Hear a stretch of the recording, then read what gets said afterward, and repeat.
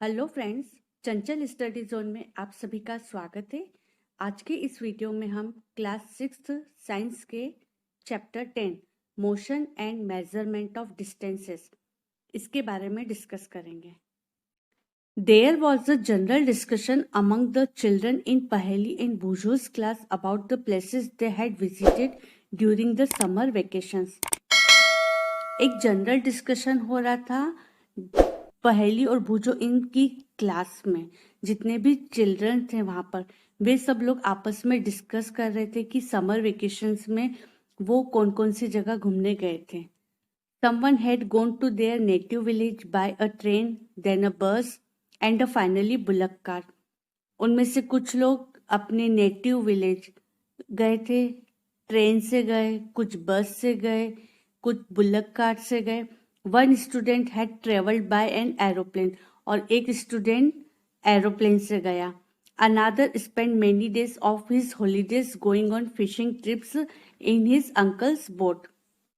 The teacher then asked them to read newspaper articles that mentioned about small wheeled vehicles that moved on the soil of Mars and conducted experiments. और उस article में ये चीज mention थी कि जो small wheeled vehicles है वो किस तरीके से सॉइल ऑफ मार्स के चारों ओर मूव करते हैं। This vehicles were taken by spacecraft all the way of Mars, और ये जो व्हीकल्स हैं ये स्पेसक्राफ्ट के द्वारा ले जाए जाते हैं। Meanwhile Paheli had been reading stories about ancient India and wanted to know how people travel from one place to another in earlier times. इसी बीच पहेली एक स्टोरी पढ़ रही थी कि किस तरीके से एंशिएंट इंडिया में लोग ट्रेवल करते थे, वो एक प्लेस से दूसरे प्लेस पर किस तरीके से जाते थे। वो इसके बारे में जानना चाहती थी कि पुराने टाइम में एक प्लेस से दूसरे प्लेस पर जाना कितना टिपिकल होता था। 10.1 story of transport. Transport means साधन। पुराने समय की अगर हम बात करें तो उस टाइम पे केवल बुलक कार्ट होता था। फिर थोड़ा सा टाइम अपग्रेड हुआ तो ट्रेन बस आई, थोड़ा और मॉडरेट टाइम हुआ तो एरोप्लेन है। मीन्स अगर हम बुलक कार्ट से एक प्लेस से दूसरे प्लेस पर जाते तो बहुत ज़्यादा टाइम लग जाता था।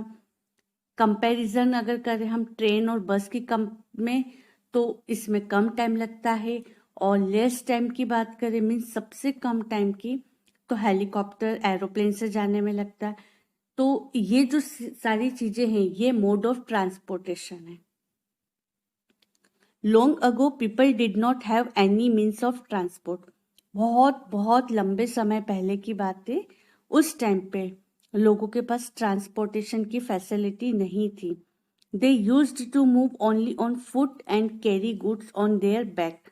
उस टाइम पे एक प्लेस से दूसरे प्लेस पर जाना बहुत ही हार्ड होता था, और वो पैदल ही जाते थे। साथ में जितना भी लगेज होता था वो अपने शोल्डर पर लेकर जाते थे। Later on they began to use animals for transportation.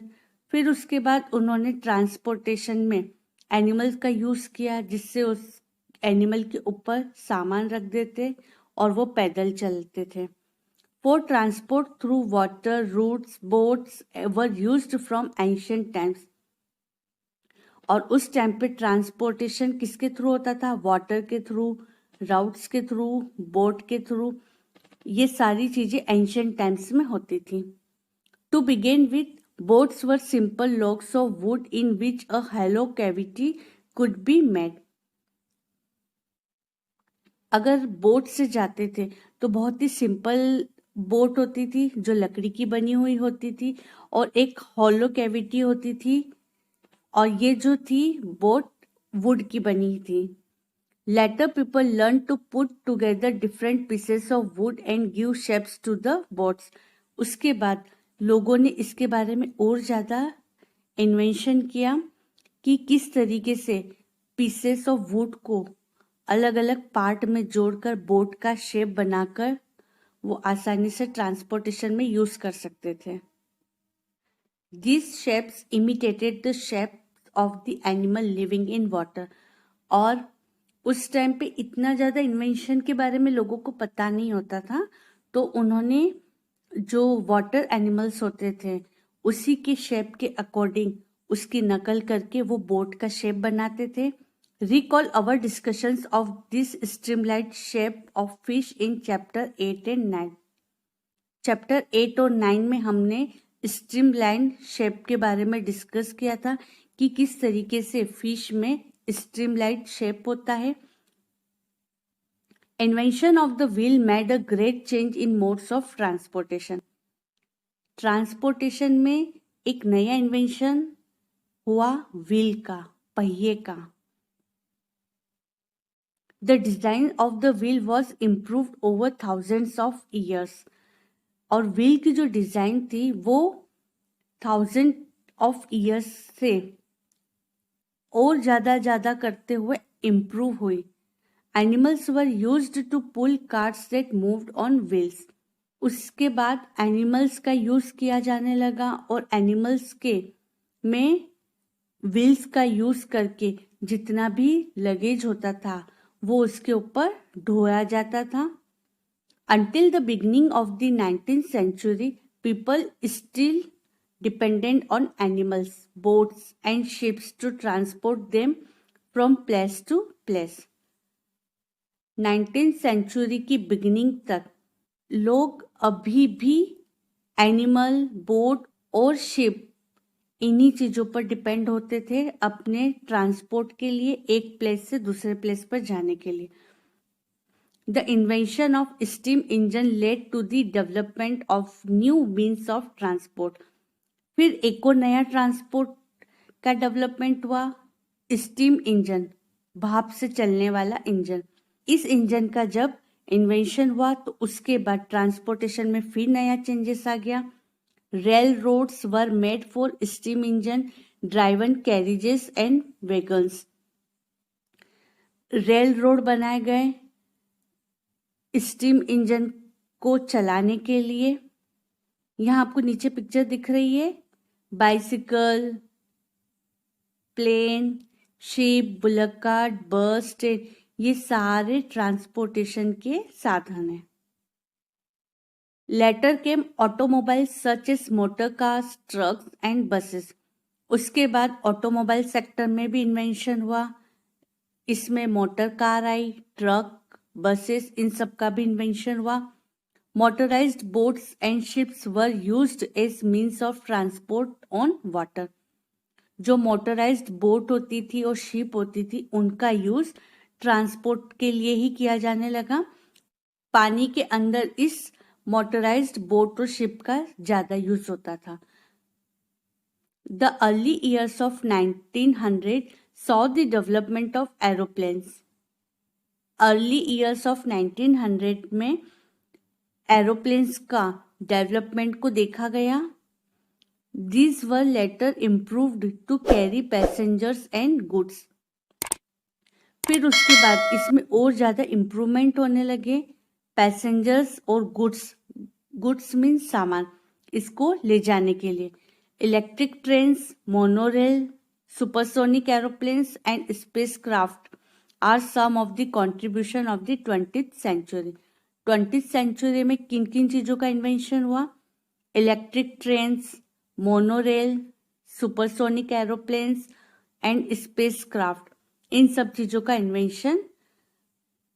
Invention तो पहले हो चुका था लेकिन इसमें अपडेशन 20th सेंचुरी तक होने लगे। Figure 10.1 shows some of the different modes of transport.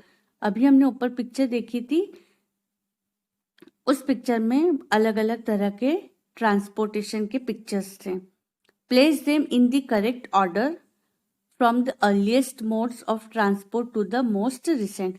आपको उन्हें करेक्ट फॉर्म में अरेंज करना है। सबसे पहले कौन सा मोड ऑफ ट्रांसपोर्ट आएगा और सबसे लास्ट जो अभी करंट में है उसमें कौन सा ट्रांसपोर्ट आएगा। Are there any of the early modes of transport that are not in use today? जो अर्ली टाइम में ट्रांसपोर्ट का यूज किया जाता था, क्या वो ट्रांसपोर्टेशन आज भी यूज किए जा रहे हैं? 10.2 how wide is this desk? Desk इतनी चौड़ी होती है क्यों? How did people know how far they have travelled? लोगों को कैसे पता चलेगा कि वो एक प्लेस से दूसरे प्लेस पर गए हैं, तो उन्होंने कितना ट्रेवल किया, वो कितनी दूर पे थे? How will you know whether you can walk all the way to your school और whether you will need to take a bus और a rickshaw to reach your school? आपको ये चीज कैसे पता चलेगी कि अगर आप एक प्लेस से दूसरे प्लेस पर जा रहे हैं कि आप वॉक करके जा सकते हैं, अगर आप स्कूल जा रहे हैं, या फिर आपको एक बस की जरूरत होगी या रिक्शा की जरूरत होगी स्कूल पहुंचने के लिए। When you need to purchase something, is it possible for you to walk to the market? जब आपको कोई चीज परचेस करनी है तो क्या आपके लिए पॉसिबल है मार्केट में वॉक करके जाना? How will you know the answers of this question? आपको इन सब चीजों के आंसर्स कैसे पता चलेंगे? It is often important to know how far a place is so that we can have an idea how we are going to reach that place. Walk, take a bus or a train, a ship, an aeroplane, or even a spacecraft. ये जानना बहुत ही important है हमारे लिए कि अगर हम एक जगह से दूसरी जगह जा रहे हैं तो हमें ये चीज पता होनी चाहिए कि वो जगह कितनी दूर है। अगर वो जगह बहुत पास है तो हम वॉक करके भी जा सकते हैं, अगर वो जगह दूर है तो हमें रिक्शा करके जाना पड़ेगा। इससे हमें ये चीज पता चलेगी कि जो जगह की डिस्टेंस है वो हमारे कन्वीनियंट टाइम में है तो हम इजीली जा सकते, और अगर वो दूर है तो हमें मोड ऑफ ट्रांसपोर्टेशन का यूज करना पड़ेगा। Sometimes there are objects whose length और width we need to know. कुछ ऑब्जेक्ट ऐसे होते हैं जिनकी लेंथ और विड्थ हमें जानना जरूरी होती है। In Paheli and Boojho's classroom there are large desk which are to be shared by 2 students. Paheli और भुजो की क्लास में एक बहुत ही लंबी डेस्क है जो शेयर की जाती 2 स्टूडेंट के बीच में। Paheli and Boojho share 1 desk but frequently end up objecting that the other is using a larger share of the desk. पहेली और भुजो एक ही डेस्क को शेयर करते हैं, लेकिन उन दोनों के बीच में वो प्रॉपर डिस्टेंस नहीं हो पाती है जितनी उनको जरूरत होती है। On the teacher's suggestion they decided to measure the length of the desk, make a mark exactly in the middle of it and draw a line to separate the 2 halves of the desk. Teacher के suggestion पे उन्होंने ये चीज decide करा कि जो वो desk है उसको हम मेजर करेंगे और उसकी लेंथ और ब्रीथ कितनी है। देन उसके बाद उन्होंने मिडिल में एक मार्क किया और उसको हाफ सेपरेट कर दिया। Both Paheli and Boojho are very fond of playing gilli danda with their friends. भुजो और पहेली ये दोनों गिल्ली डंडा जो हम बचपन में खेलते थे बहुत ही पसंद था उन दोनों को, और ये गेम वो अपने फ्रेंड्स के साथ हमेशा खेलते थे। भुजो brought a set of gilli and डंडा विथ हिम। जब वो खेलने जाता भुजो और पहेली तो वो अपने साथ में गिल्ली डंडा लेकर जाता था।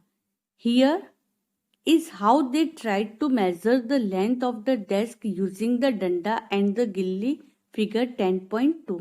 पहले पिक्चर बताती हूँ। ये पिक्चर में आपको दिख रहा है measuring the length of a desk with गिल्ली एंड डंडा। अभी हमने इसको देखा कि डेस्क का मेजर करने के लिए वो गिल्ली और डंडा इन दोनों का यूज कर रहे थे। The desk seems to be having a length equal to 2 danda's length and 2 length of the gilli. Desk इस तरीके से लग रही थी कि उसमें लेंथ 2 डंडा के इक्वल हो सकती है और 2 लेंथ उसकी गिल्ली के इक्वल। Drawing a line in the middle of the desk leaves each of them happy with the half of the desk equal to a danda and अ गिल्ली इन लेंथ। और जब उन्होंने इसको पूरी तरीके से मेजर किया तो उससे हाफ में कन्वर्ट करके वो दोनों बहुत अच्छा फील कर रहे थे। After a few days the marked line gets wiped out. कुछ दिनों के बाद उन्होंने जो वो लाइन मार्क की थी वो मिट गई है। Boojho now has a new set of gilli and danda as he lost his old one. Boojho के पास अब एक नया गिल्ली डंडे का सेट आ गया है और उसका जो पुराना वाला था वो गुम हो गया था। Here is how the length of the desk seems to measure using the गिल्ली एंड डंडा। फिगर 10.3। पहले पिक्चर देखते हैं।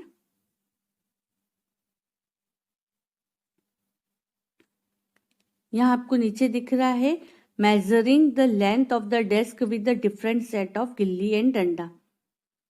पहले उन्होंने एक अलग गिल्ली डंडे से मेजर की थी डेस्क। अब नीचे जो पिक्चर है आपको उसमें ये दिख रहा है कि इसमें गिल्ली और डंडे का सेट अलग है। Hello, now when measured with the new set of gilli and danda the desk length seems to be about 2 danda lengths, 1 gilli length and with a small length still left out. जब उन्होंने इसको फिर से मेजर किया तो उनके मेजरमेंट में चेंजेस आए। पहले 2 गिल्ली और 2 डंडे से डेस्क पूरी कवर हो रही थी, लेकिन अब उसमें इस तरीके से कवर नहीं हो पा रही है।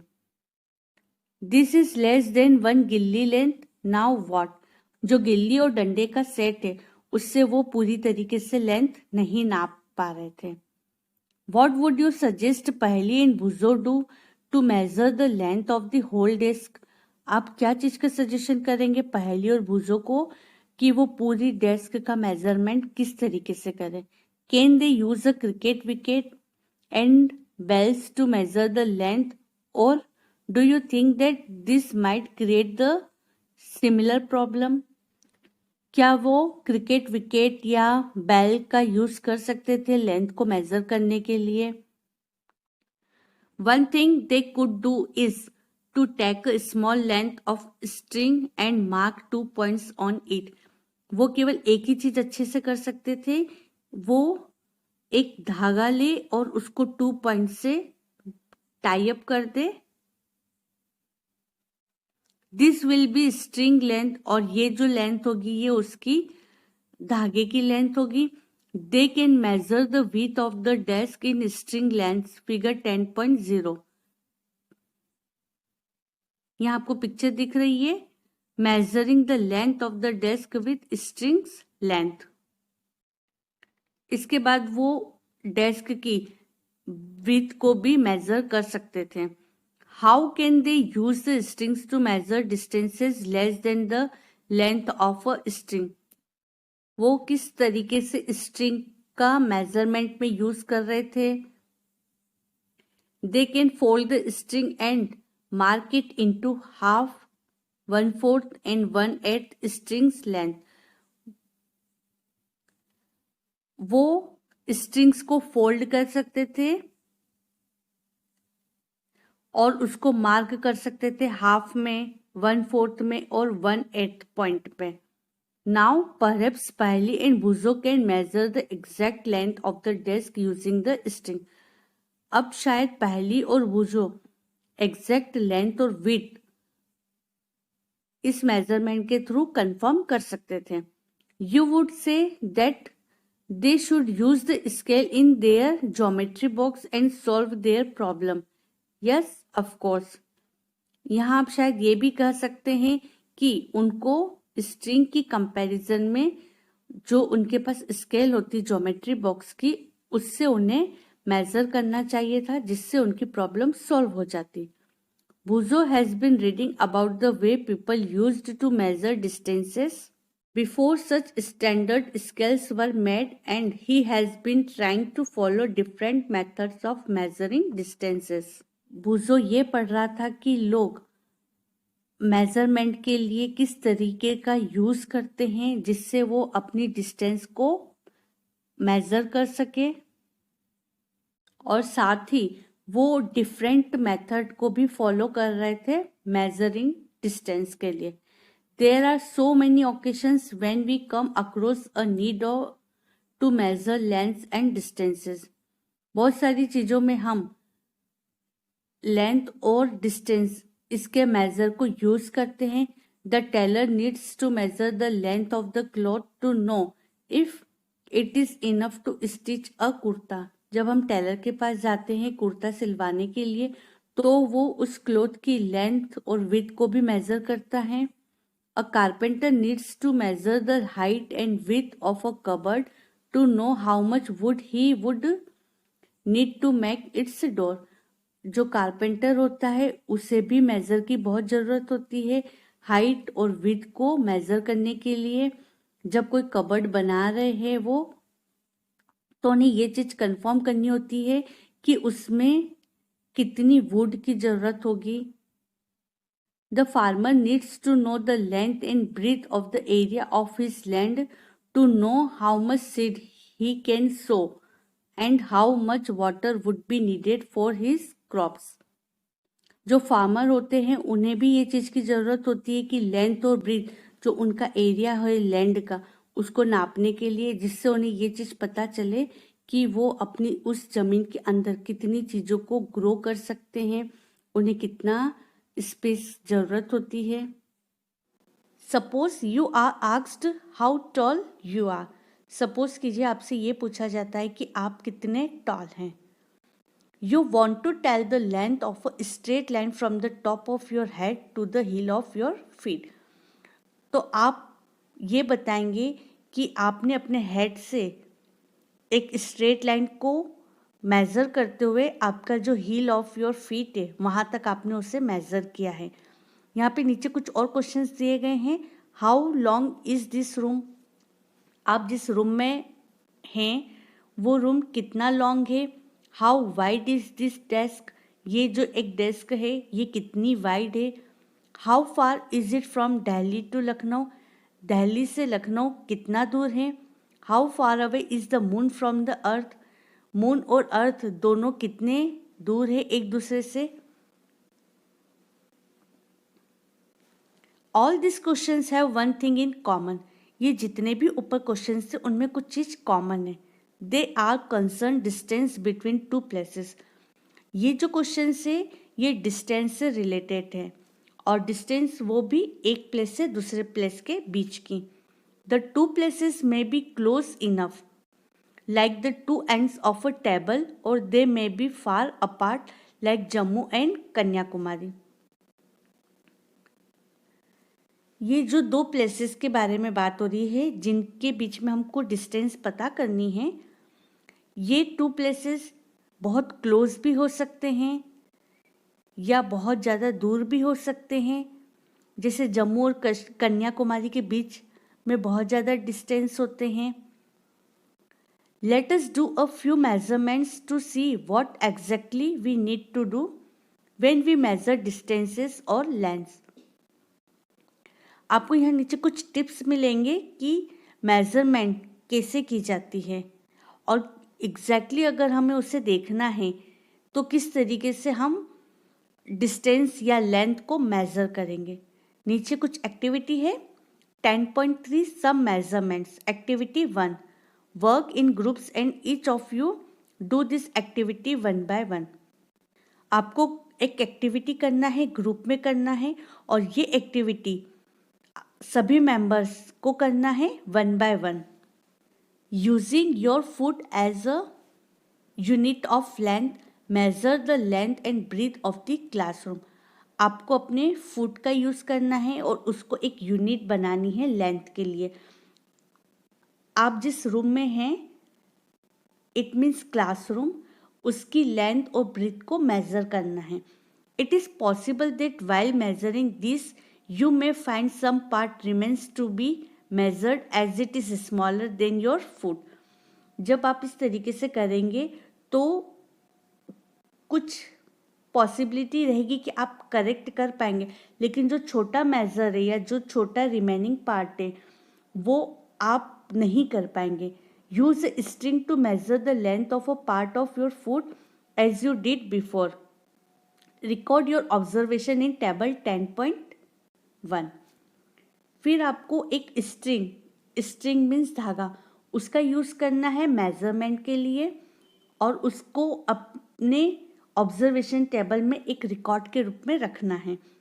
यहाँ नीचे आपको टेबल दी है, table 10.1 measuring length and breadth of classroom.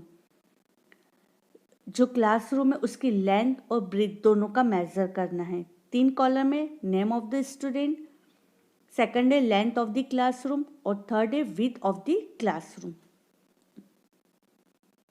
Activity 2, work in a group and each of you use your hand span as a unit to measure the width of a table or a desk in the classroom, figure 10.5। यहाँ नीचे आपको एक picture दिख रही है 10.5 measuring the width of a table with a hand span। आपको अपनी हथेली के इससे मेजर करना है कोई भी डेस्क या टेबल को, जैसा यहाँ आपको नीचे पिक्चर में दिख रहा है।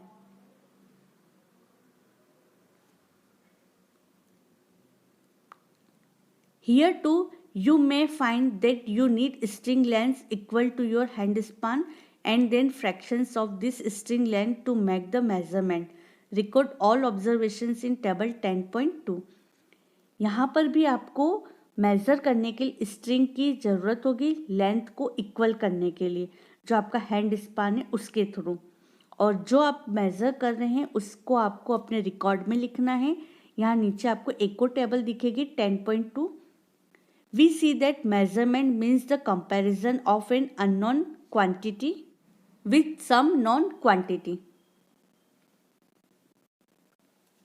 हम ये देखते हैं कि जो मेजरमेंट का मतलब होता है वो 2 चीज़ों के बीच में कंपैरिजन होता है, एक अननोन क्वांटिटी से नॉन क्वांटिटी के बीच में।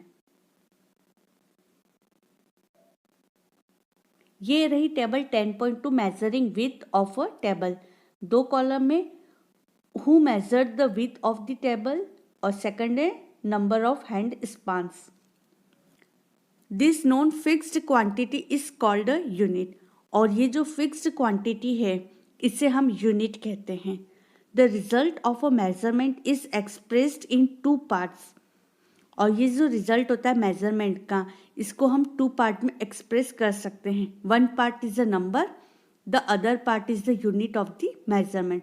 उसका जो फर्स्ट पार्ट है वो नंबर होगा और उसका जो सेकंड पार्ट है वो यूनिट ऑफ द मेजरमेंट होगा।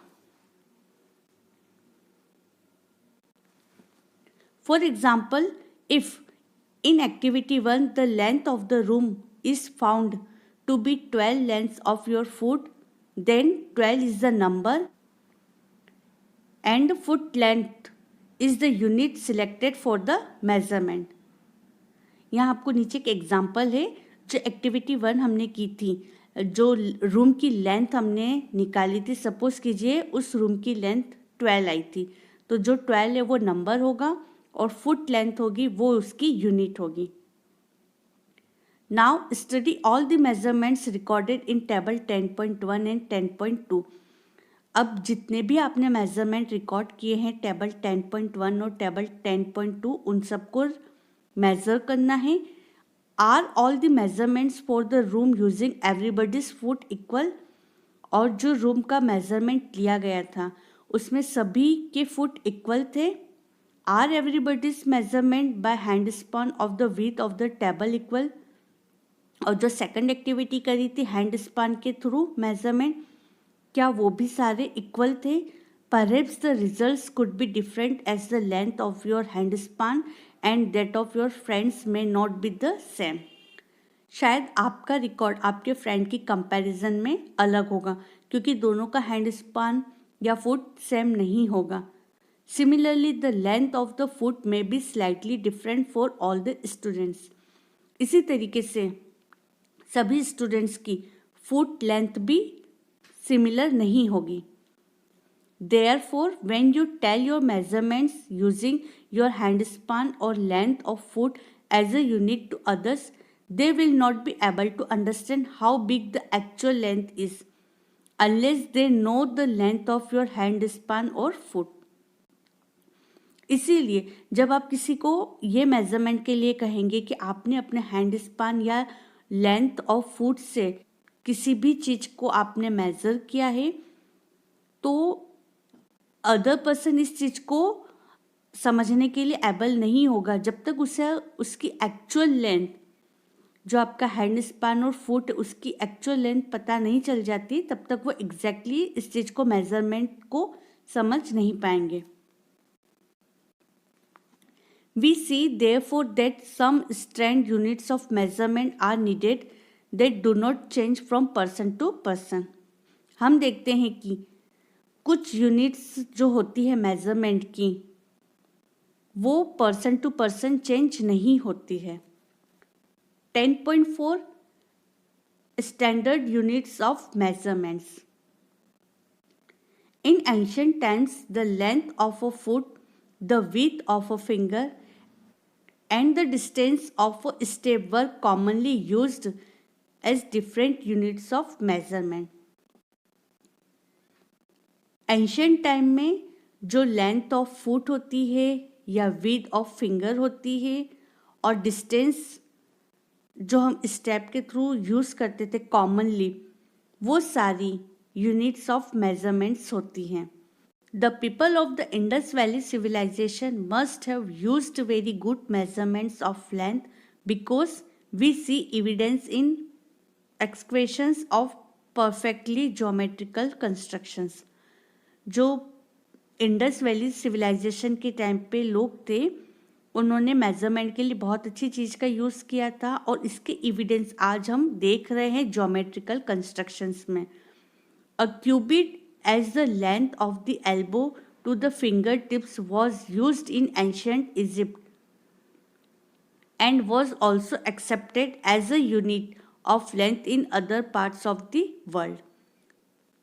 एंशियंट इजिप्ट में क्यूबिट यूज्ड की गई थी लेंथ मेजरमेंट में और उसको बाद में एक यूनिट के रूप में एक्सेप्ट किया गया other parts of the world में. People also used the foot as a unit of length in different parts of the world. इसी तरीके से फुट को भी as a unit of length में यूज़ किया गया है other parts of the world में. The length of the foot used varied slightly from region to region. जो लेंथ ऑफ द फुट होती है वो रीजन टू रीजन थोड़ी सी चेंजेस रहेगी. People measured a yard of cloth by the distance between the end of the outstretched arm and their chin. The Romans measured with their pace or steps. In ancient India, small length measurements used were an अंगुल, जिसे हम finger कहते हैं, और अ मुट्ठी, जिसको हम fist कहते हैं. और एंशियंट इंडिया में जो स्मॉल लेंथ मेजरमेंट के लिए यूज़ की जाती थी वो फिंगर या मुट्ठी, जिसको फिस्ट कहते, उसका यूज़ करके करते थे. Even today we can see flower sellers using their forearm as a unit of length for garlands in many towns of India. और आज भी हम बहुत सारे जो फ्लावर सेलर होते उनमें ये चीज़ देखते हैं कि वो अपने फोर-आर्म जो as a unit of length होती है उसका यूज़ करते हैं. Many such body parts continue to be in use as unit of length when we convenient. इसी तरीके से जो बॉडी पार्ट्स होते हैं कंटिन्यू, उसको लेंथ मेज़र के लिए हम उसे कन्वीनियंट यूज़ करते हैं. However, everyone's body parts could be of slightly different sizes. और ये हम सभी को पता है कि सबकी बॉडी पार्ट्स इक्वल नहीं होंगे, उनमें स्लाइटली डिफरेंस रहेगा. This must have caused confusion in measurement. और इसी के कारण बहुत सारा कन्फ्यूजन होता है मेजरमेंट में. इन 1790 the French created a standard unit of measurement called the matric system. 1790 में फ्रेंच ने एक स्टैंडर्ड यूनिट ऑफ मेजरमेंट को क्रिएट किया था जिसका नाम मैट्रिक सिस्टम था. For the sake of uniformity, scientist all over the world have accepted a set of standard units of measurement. और फिर बाद में जितने भी साइंटिस्ट थे उन्होंने इस चीज़ को एक्सेप्ट किया था, a set of standard units of measurement. The system of units now used is known as the International Systems of Units, SI units। SI unit जिसको हम इंटरनेशनल सिस्टम ऑफ यूनिट्स कहते हैं, उसको एक सिस्टमैटिक तरीके से यूज्ड करने लगे मेजरमेंट यूनिट में। The SI unit of length is a metre. जो SI यूनिट होती है लेंथ की वो है metre. A metre scale is shown in figure 10.6। आपको यहाँ नीचे एक पिक्चर दिखी होगी स्केल का, जो नॉर्मली आप अपनी ज्योमेट्री बॉक्स में भी देख सकते हैं। वो मेजरमेंट स्केल होती है। Also shown in the 15 centimetre scale in your geometry box. और आपके जो ज्योमेट्री बॉक्स है उसमें जो स्केल होती है वो 15 सेंटीमीटर की लेंथ में होती है। ईच मीटर ब्रैकेट में लिखा है m। जो मीटर है उसको हम शॉर्ट में स्मॉल m लिखते हैं। Is divided into 100 equal divisions called centimetres. Centimetre को हम शॉर्ट में cm लिखते हैं। जो मीटर होता है वो डिवाइडेड होता है 100 इक्वल डिविजन्स के, जिसको हम सेंटीमीटर कहते हैं। इस centimetre has 10 equal divisions called millimetre. Millimetre को शॉर्ट में mm कहते हैं। और जो इच सेंटीमीटर होता है वो 10 इक्वल डिविजन्स में होता है, जिसको हम मिलीमीटर कहते हैं। इसलिए 1 metre is equal of 100 centimetre and 1 centimetre is equal of 10 millimetre. For measuring large distances metre is not a convenient unit. ये छोटे मेजरमेंट के लिए हम मीटर का यूज़ कर सकते हैं, लेकिन जो लार्ज डिस्टेंसेस मेजरिंग होगा उसके लिए ये यूनिट कन्वीनियंट यूनिट नहीं है। We define a larger unit of length. और इसके लिए हमें लार्जर यूनिट की रिक्वायरमेंट होगी। इट इज़ कॉल्ड किलोमीटर, जिसे हम शॉर्ट में km कहते हैं। और इसके लिए हमें किलोमीटर की जो यूनिट ऑफ लेंथ है उसकी ज़रूरत होगी। 1 kilometre is equal of 1000 metre. Now we can repeat all our measurements activities using a standard scale and measure in SI units। अब हम इस सब को रिपीट करके देख सकते हैं जो हमने एक्टिविटी पहले की थी, और इनको हम एक स्टैंडर्ड मेजरमेंट यूनिट में SI यूनिट में मेजर करेंगे। Before we do that we do need to know the correct way of measuring lengths and distances। पहले इसके बारे में नहीं पता था, अब आपको ये चीज़ यूनिट पता चल गई। अब आप इसे करेक्ट करके जो मेजरिंग लेंथ और जो डिस्टेंस है उसे आप करेक्ट वे में यूज़ कर सकते हैं। फ्रेंड्स, आज के इस वीडियो में आपको मैं यहीं तक कंप्लीट कराऊंगी। इसका पार्ट 2 और आएगा, जिसमें आपको इसके हाफ पार्ट को कंप्लीट करवाया जाएगा। आई होप फ्रेंड्स आपको यहाँ तक ये चैप्टर 10 क्लियर हुआ होगा। तो इस पूरे चैप्टर को कंप्लीट करने के लिए आपको पार्ट 2 का वेट करना पड़ेगा। और अगर आपने अभी तक चैनल को सब्सक्राइब नहीं किया है तो चैनल को सब्सक्राइब ज़रूर करें, जिससे आपको मेरे वीडियो के नोटिफिकेशंस मिल जाएंगे। और जो पास में बेल आइकॉन है उसे प्रेस कीजिएगा। अगर वीडियो आपको पसंद आया है तो इसे लाइक ज़रूर करें और साथ ही अपने फ्रेंड के साथ भी शेयर कीजिए। आपको हमारे चैनल पर इसी तरीके से नए नए वीडियोस मिलते रहेंगे, इसलिए चैनल को सब्सक्राइब करना ना भूलें। ये इस चैप्टर का पार्ट 1 है। पार्ट 2 आपको जल्दी मिल जाएगा। Thank you friends.